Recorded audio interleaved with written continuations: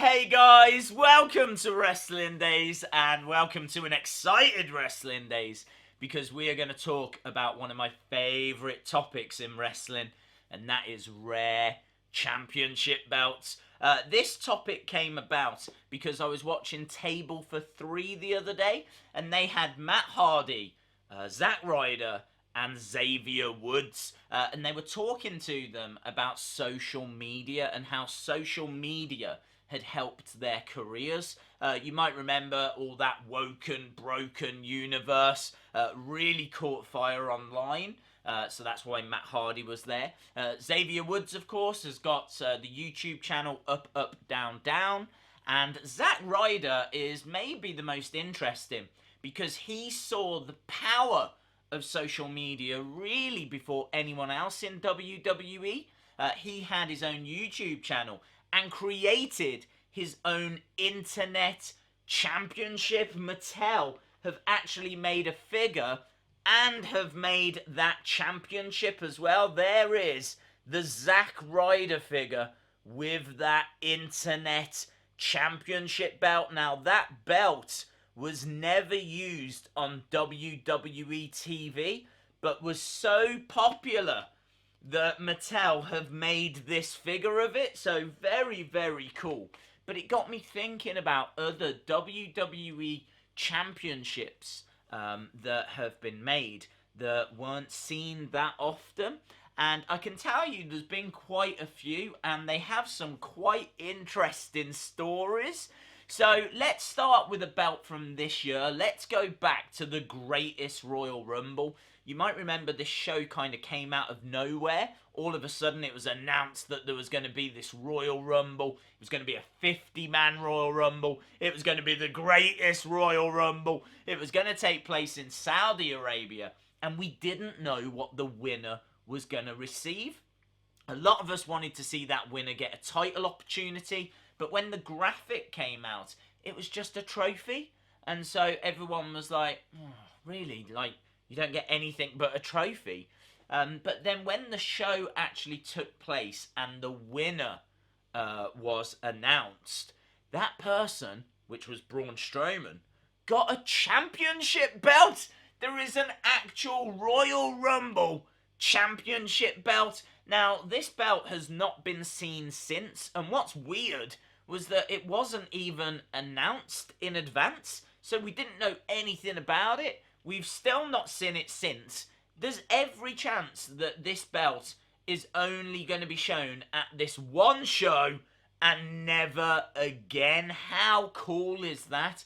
That there is an official WWE title that has been shown this year at a pay-per-view that may never be seen again. That is awesome. Next up, we've got the King of the Ring Championship. Now, King of the Ring was a big pay-per-view in the 90s. You had the Royal Rumble, WrestleMania, King of the Ring, SummerSlam, and Survivor Series. They were known as the Big Five. They were the Big Five pay-per-views. And King of the Ring, as we said, was one of them. When Mabel won the King of the Ring tournament, he wanted a trophy made. So he went to Reggie Parks. Reggie Parks, the person that made the Winged Eagle Championship, really the god of belt making.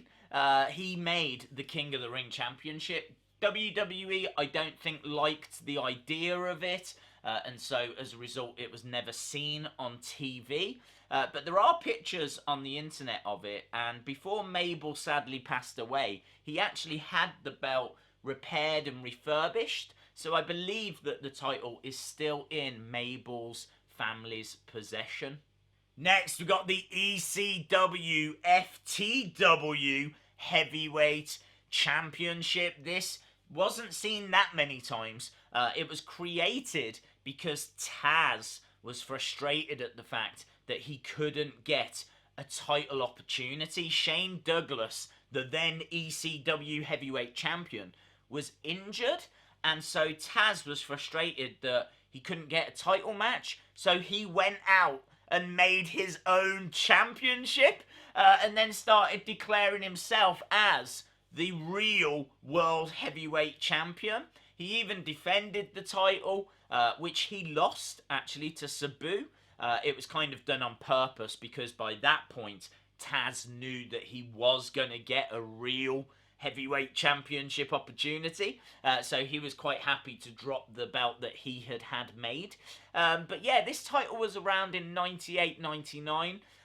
It's very interesting. There are pictures of it online. It wasn't used much after that storyline, but fans loved it. It really was a popular championship around that time period. Next up, we've got the Brahma Bull Championship. Now, when Stone Cold Steve Austin became WWE Champion, he had his own version of the belt made. Again, Mattel have made a copy of that belt. Here is the Stone Cold Defining Moments figure. And you can see right here, the Smoking Skull Championship. That is the version of the WWE title that Stone Cold had made for himself, and it was called the Smoking Skull Championship because in the middle there is a skull that has smoke coming out of, I think it's the eyes. Is it the eyes? It is the eyes. And so The Rock, who was inspired by this, had his own version of the championship made, and it was called the Brahma Bull Championship. And sadly, this was also never seen on TV because the rumour was that it was actually lost in the mail. The Rock has since said that that rumour was not true, and what actually happened was that there were creative differences. That means that probably Vince didn't like the look of it or didn't like the idea of it, didn't want wrestlers going off and creating their own versions of the championship. So he put the brakes on it, and so sadly it was never seen. But the belt was made, and again, there are images here of the Brahma Bull Championship. What's even weirder is somewhere, and I can't put my hands on it at the moment, I do have a kid's toy belt of that championship. I do own a kid's toy Brahma Bull Championship. It's crazy. It was never even seen on TV. And that brings us to the final title that we're going to talk about. And it was hard because there are a lot of rare championships that we could have included. So getting it down to 5 was a little bit tricky. We could do another video like this if people enjoyed this one.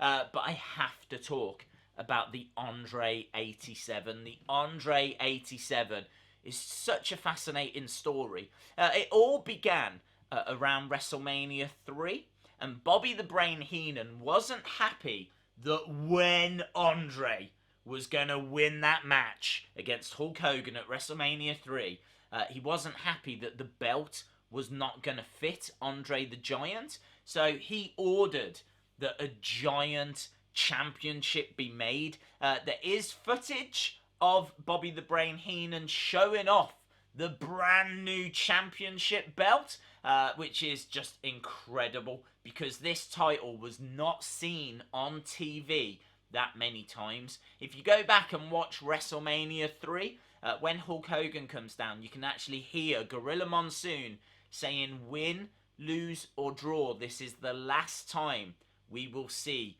the title that Hulk Hogan is wearing."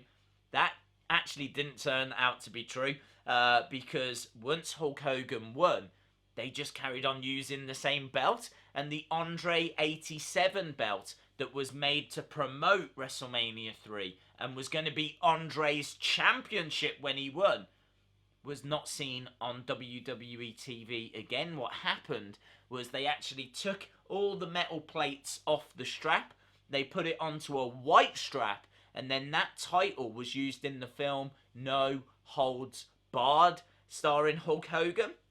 So it's actually in that film, and then once filming finished, it was donated to Planet Hollywood, and then it was shown on display in Planet Hollywood because it had been in the film No Holds Barred.